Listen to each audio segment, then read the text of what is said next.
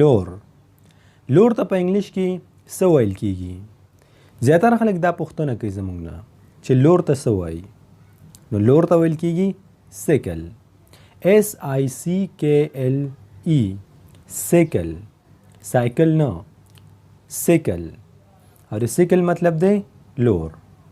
نو راځئ اوس یو څو مثالونو ته وګورئ. ما سره لور نشته. I don't have sickle. I don't have sickle. مطلب ما سره لور نشته.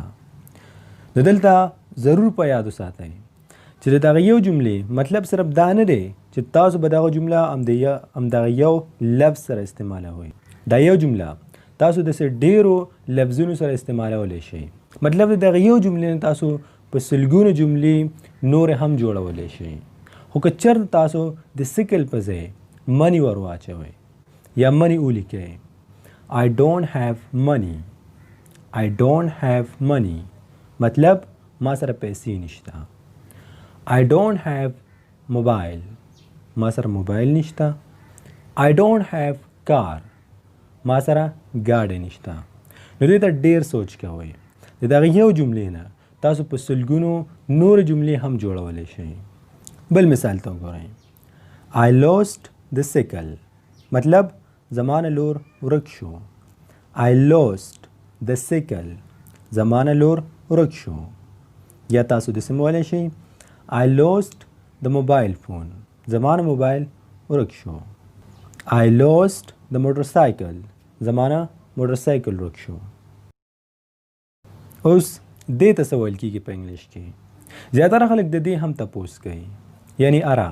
په پښتو کې ورته موږ اره وایو، خو په انګلیش کې دې ته څه ویل کیږي؟ په انګلیش کې دې ته ویل کیږي سا. SAW سا. دلته په یاد وساتئ دغه سا چې کوم ده دا لیدلو ته هم ویل کیږي، خو SAW سا دا ارې ته هم ویل کیږي. هغه اره په کوم باندې چې موږ لرګي وغیره اره کوو. فار ایگزامپل راځئ اوس یو څو مثالونو ته وګورئ. اره د میز لاندې ده. The saw is under the table. The saw is under the table. اور دې مطلب دی چې اره د میز لاندې ده. د انډر مطلب دی لاندې. په دې باندې موږ یو مکمل تفصیلي ویډیو هم جوړه کړې ده. که تاسو نه وي کتلی نو هغه ضرور وګورئ. تاسو داسې ویلی شئ چې the pen is under the table. pen د ټیبل لاندې دی. بل اگزامپل the saw is very sharp. دې مطلب دی چې اره ډیره تیره ده. the saw is very sharp. اره ډیره تیره ده. شارپ ویل کیږي تیره ته. پیچکس په کوم باندې چې موږ میخونه کولاوو دې ته څه ویل کیږي؟ دې ته ویل کیږي سکرو ډرایور.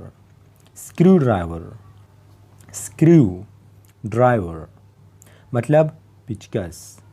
فار ایگزامپل Do you have a screwdriver? تا سره پیچکس شته؟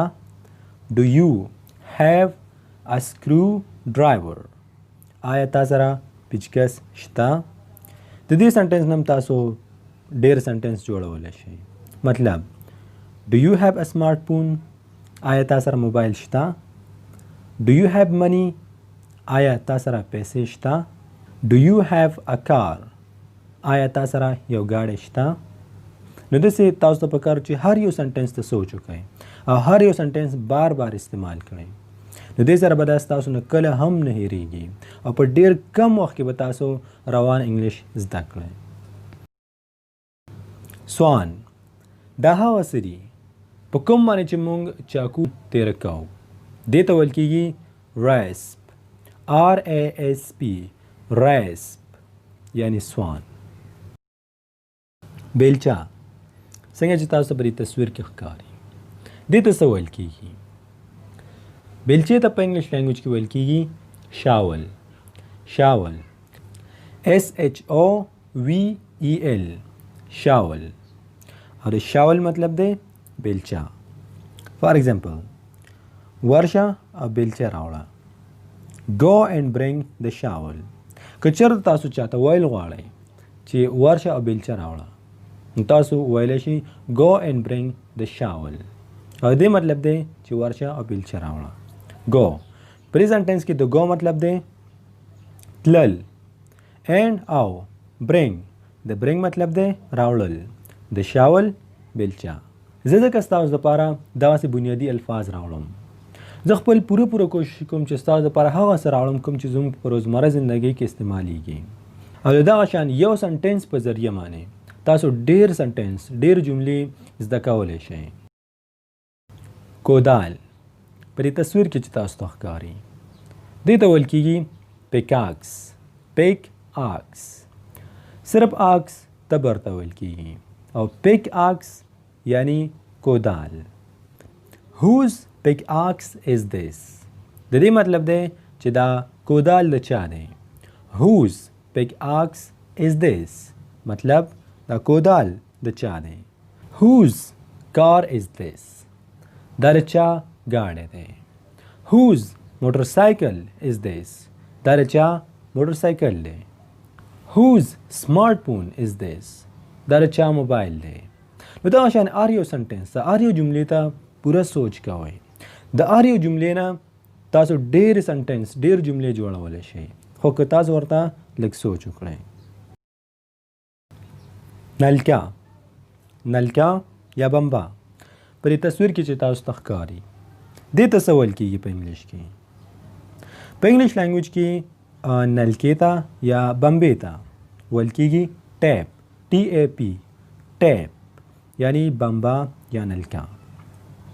فار ایگزامپل بمبا بند کا. کلوز د ټیپ. کلوز یعنی بندول. د ټیپ بمبا. کلوز د ټیپ بمبا بند کا. Alright dear friends, finally here is the end of my lesson and I really hope that you have liked this lesson. که چېرته ستاسو دا ویډیو خوښه شوي وي څه مو ترې زده کړي وي او مزید غواړئ چې خپل انګلیش مضبوط کړئ نو بیا موږ سره اوسئ. زموږ چینل سبسکرایب کړئ ځکه چې هره ورځ هر ټایم موږ خپل پوره کوشش کوو چې څه داسې ویډیوز اپلوډ کړو کوم چې ستاسو انګلیش واقعي بهتر او مضبوط کولی شي. او که چېرته ستاسو په ذهن کې څه قسمه سوال هم وي څه قسمه پوښتنه هم وي انګلیش ریلیټډ نو بیا تاسو په کمنټ سیکشن کې زموږ نه پوښتنه کولی شئ او موږ خپل پوره کوشش کوو چې ستاسو د سوال یو بهترین جواب درکړو.